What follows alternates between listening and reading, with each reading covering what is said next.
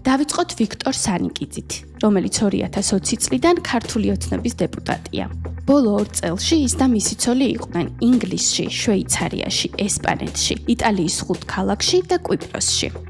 ალბათ იფიქრებთ, კვიპროსში წასვლას რა უნდა, ბიუჯეტური ქვეყანაო. თუმცა დეპუტატი და მისი ცოლი ისვენებდნენ ლიმასოლში, 5 ვარსკვლავიან სასტუმროში, სადაც ერთი ღამის ფასი სულ მცირე 400-500 ევროდან იწყება. დიდრულ სასტუმროებს ირჩევენ საქართველოშიც, როგორიცაა პარაგრაფი და ლოპოტა. პარლამენტში ვიქტორ სანიკიძის ხელფასი 10,000 ლარამდეა, ხოლო კალათბურთის ფედერაციის პრეზიდენტის პოზიციაზე თვეში 5,127 ლარს იღებს. ბოლო დეკლარაციის მიხედვით სხვა შემოსავალი არ აქვს. მისი ცოლი მაია ბიწაძე კი მხატვარია. ოფიციალურად არ სადაა დასაქმებული და არც რაიმე შემოსავალი აქვს. რაც შეეხება მოგზაურობის ხარჯებს, სანიკიძეს ეს თანხა დეკლარაციებში არ აუსახავს. ალბათ ყოველ ჯერზე 5,000 ლარში ეტეოდა და იმიტომ.